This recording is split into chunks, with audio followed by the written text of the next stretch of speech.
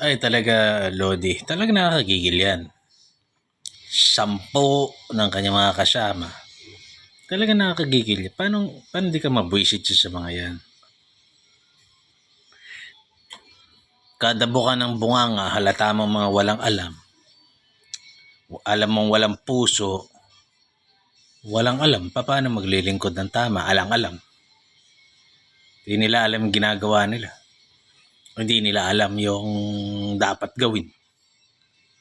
'Di ba? Ang inaalam nila mga rules na kung saan advantage sa kanila, mga batas kung saan pwede sila mangkaso ng iba. Tinitignan nila kung paano nila depensahan yung sarili nila, depensahan yung mga pinaggagawa nilang mga kagaguhan. Pero yung depensahan ng bayan, di nila alam. Kung may utak yung mga yan 32 million yung may gusto kay Sara Duterte. Biruin mo, imbestigahan nila, babuyin nila, bastusin nila. 32 million. Tapos feel nila, yung mga constituents namin, kami ang gusto.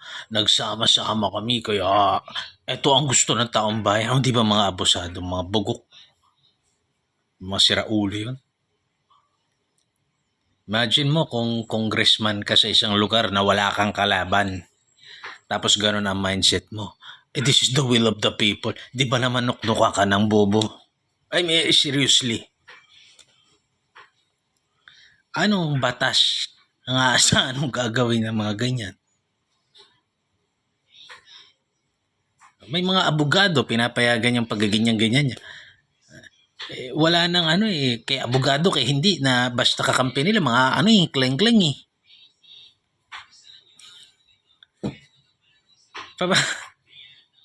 Sus, Ginoo. Yung mga kumakampi sa kanila. Lumugar kayo. Subukan natin sila abante yung vlogger. Ako yung congressman. Gawin ko sa kanila yung ginagawa nila. Yun na lang. Alisin natin yung mga batas, konstitusyon, rules. Lumugar ka sa lugar ng iba. Palit tayong lugar. Paupuin mo akong congressman one time. Abante. Patawag kita dyan. Tapos pag di ko nagustuhan yung sagot mo, i-contempt kita 10 na mga abogado nyo.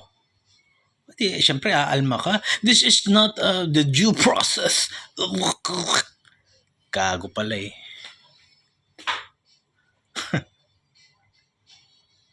Mga sira ulo yan.